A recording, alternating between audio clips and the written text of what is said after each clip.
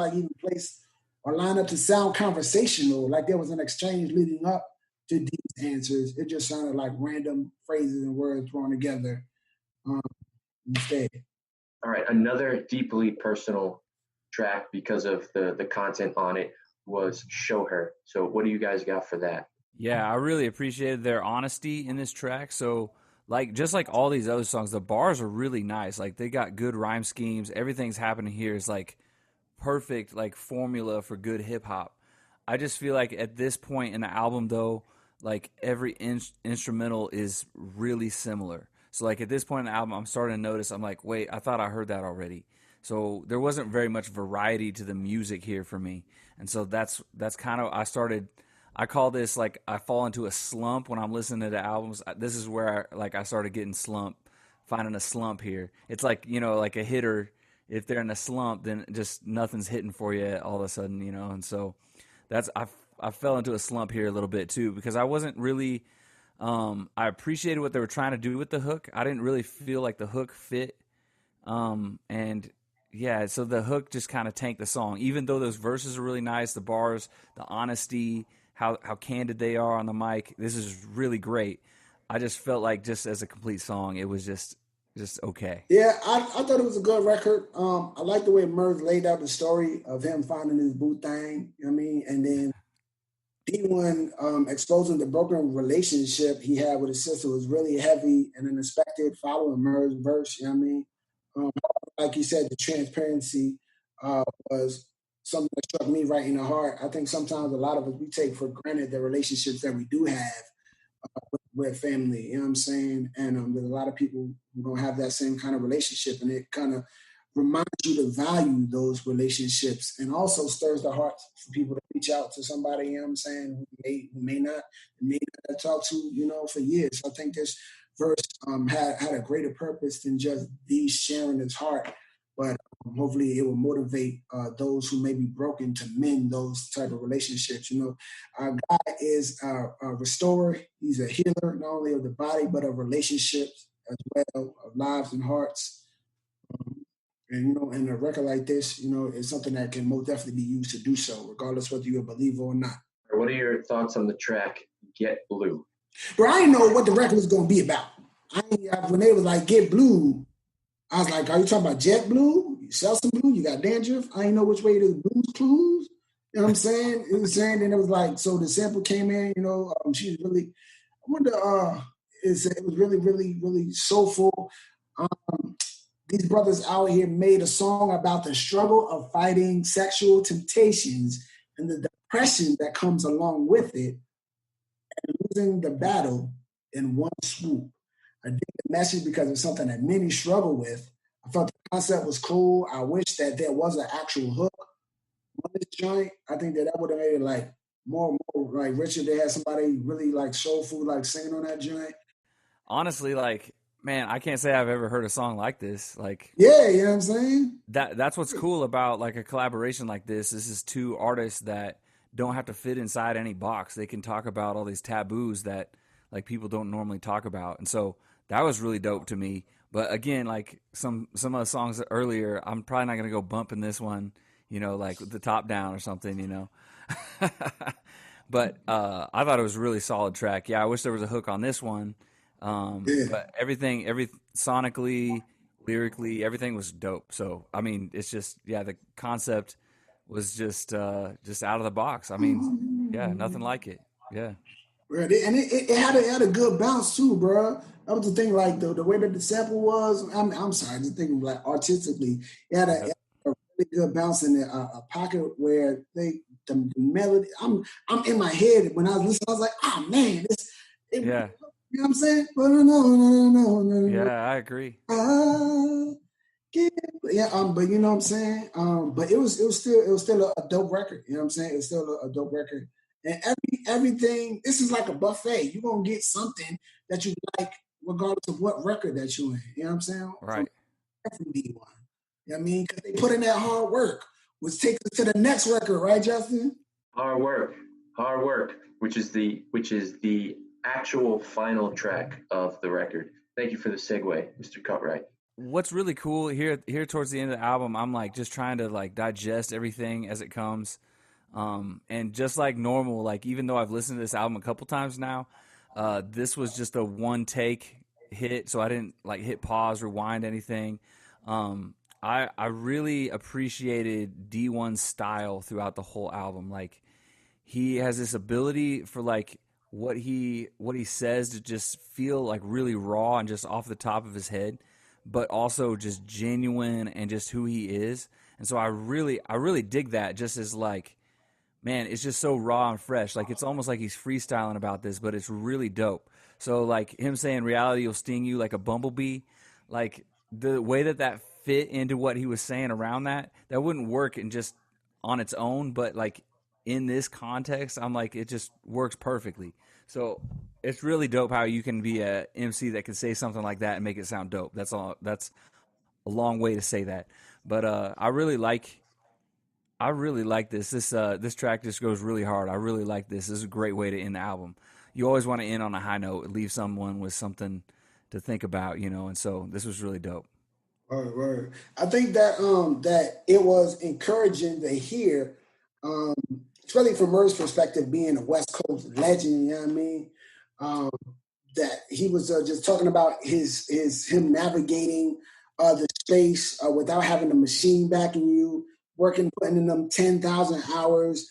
That, you know what I'm saying? A lot of people are willing to put in. You know what I'm saying? To make sure that they're successful, to stay consistent. Murs was dropping a treasure chest worth of gems. I saw some diamonds, some doubloons, a parrot was over. You know what I mean? Where everywhere on the verse.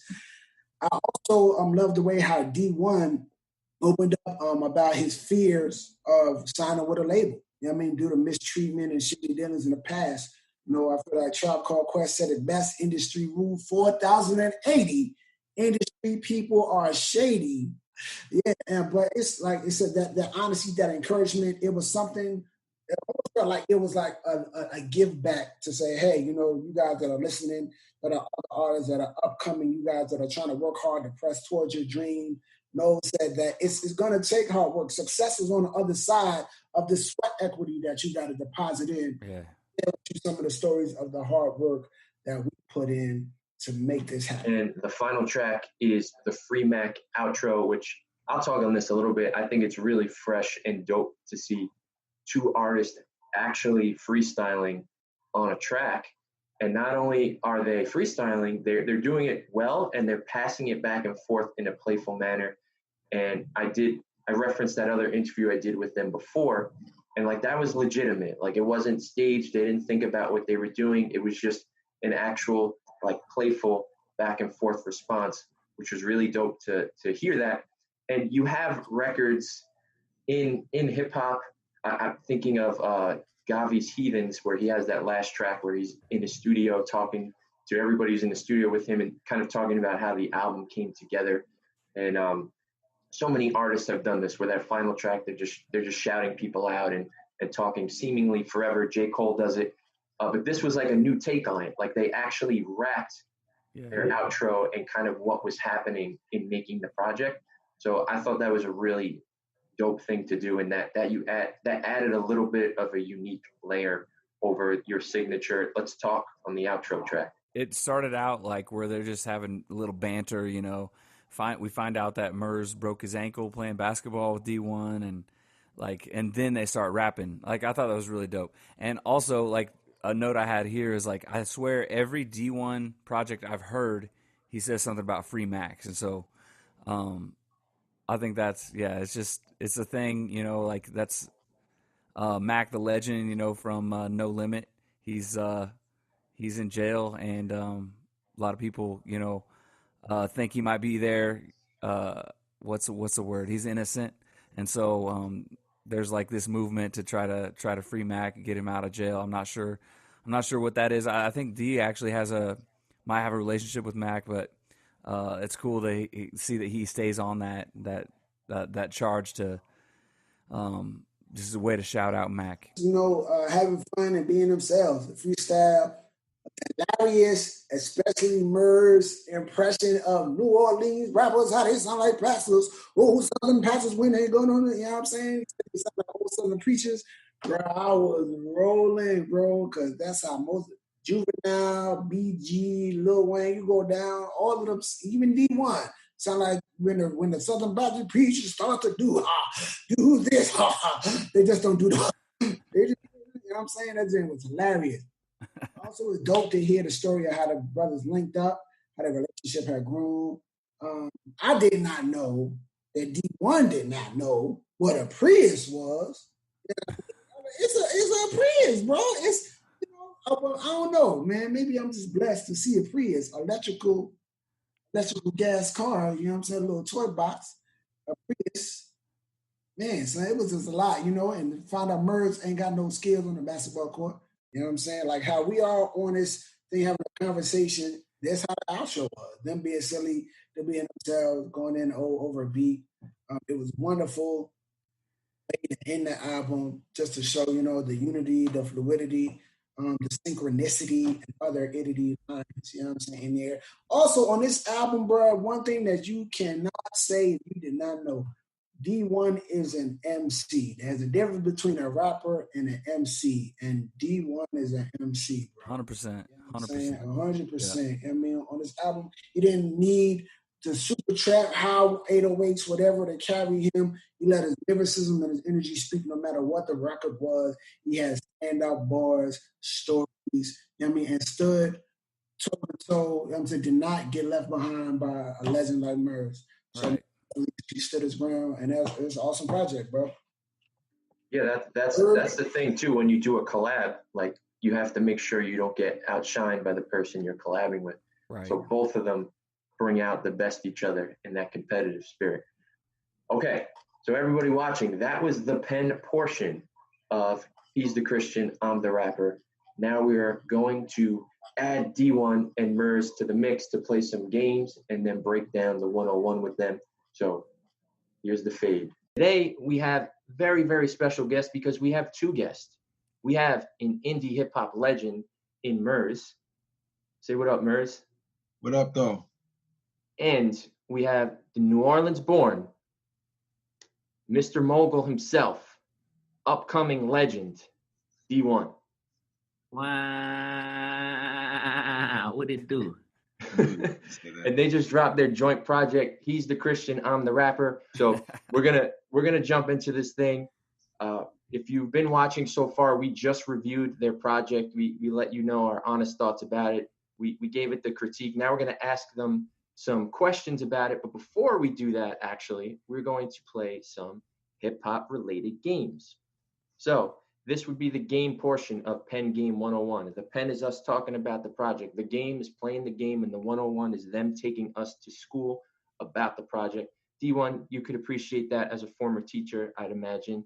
Most definitely, bro. I'm just waiting to see what kind of game this is, man. But right now, I'm feeling the academic undertones of this show that I've agreed to be on. It ain't the dope game, bro. It's not what you used to. Not the 9th Ward dope game, bro. This is holy hip hop games, bro.